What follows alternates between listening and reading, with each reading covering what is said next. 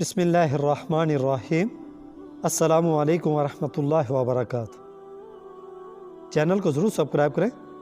حضرت موسیٰ علیہ السلام بکریاں پالتے تھے۔ ایک بار وہ بیوی بچوں اور اپنے ریوڑ کو لے کر نکلے۔ چلتے چلتے وہ کوہ طور کے قریب پہنچ گئے۔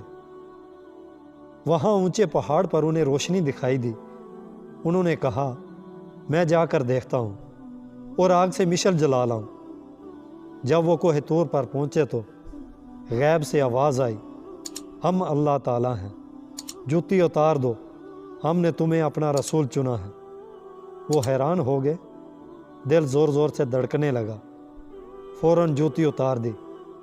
اللہ نے حکم دیا، مصر جاؤ اور فرعون کو نرمی سے سمجھا کہ ہمارا حکم مانے اور سرکشی نہ کرے۔ اپنے بھائی ہارون کو بھی ساتھ لے لو۔ اللہ نے موسیٰ علیہ السلام کو اپنی نشانی کے طور پر کئی معجزے بھی عطا فرمائے۔ حضرت موسیٰ اور حضرت ہارون فرعون کے دربار میں پہنچے اور اس کو سمجھایا کہ اللہ تعالیٰ کی سوا کوئی معبود نہیں اور تم اسی اللہ کے رسول ہیں جو سب کے رب ہیں۔ یاد رکھو، قیامت آئے گی اور ہر کام کا بدلہ دیا جائے گا، اس لیے اللہ تعالیٰ پر ایمان لے آؤ اور ظلم نہ کرو ورنہ ہلاک ہو جاؤ گے۔ فرعون غصے میں بولا، میں بھی بڑا بادشاہ ہوں، میں ہی سب کو پالتا ہوں۔ اس نے دربار کے لوگوں سے کہا، تمہارا اعلیٰ رب میں ہی ہوں۔ حضرت موسیٰ علیہ السلام نے فرعون کو کہا، میں تم کو اللہ کی نشانیاں دکھاتا ہوں۔ انہوں نے اپنی لاٹھی نیچے پھینکی تو وہ خوفناک اژدہا میں بدل گئی۔ پھر انہوں نے اپنا ہاتھ گریبان میں ڈال کے نکالا تو وہ چمکتا ہوا نظر آیا۔ فرعون نے جب یہ معجزے دیکھے تو وہ بولا، ضرور جادوگر بن گئے ہو، میں تمہارے مقابلے پر اپنی جادوگروں کو بلاتا ہوں۔ اس کے حکم پر مقابلے کے لیے بڑے بڑے جادوگر بلا لیے گئے۔ مقابلہ شروع ہوا تو جادوگروں نے رسیوں سے جادو کے سانپ بنا کر دکھائے۔ پھر حضرت موسیٰ علیہ السلام نے لاٹھی پھینکی تو لوگوں نے دیکھا کہ وہ اژدہا بن گئی جو جادوگروں کے جادو کو کھا گیا۔ جادوگر سمجھ گئے کہ یہ جادو نہیں ہے بلکہ واقعی اللہ تعالیٰ کا معجزہ ہے۔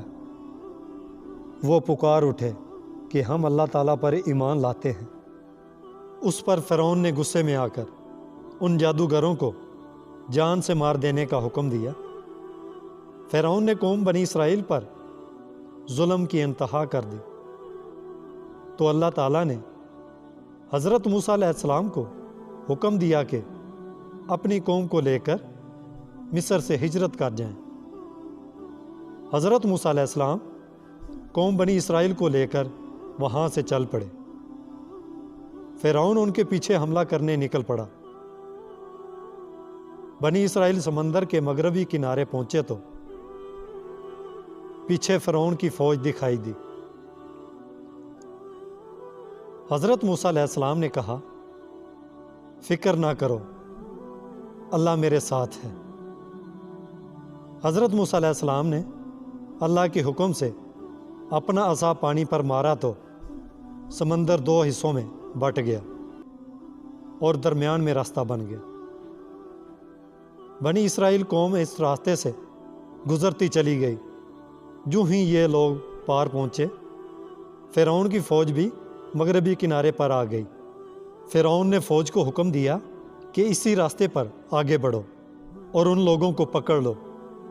فرعون اور اس کے سپاہی جب سمندر کے عین درمیان میں پہنچے تو اللہ کے حکم سے سمندر راستہ ختم ہو گیا۔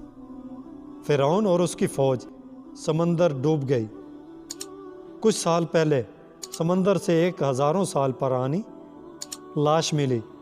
کچھ لوگ کہتے ہیں کہ اسی فرعون کی لاش ہے، کیونکہ اللہ تعالیٰ نے فرمایا ہے کہ ہم نے فرعون کو لوگوں کے لیے عبرت کی نشانی بنایا ہے۔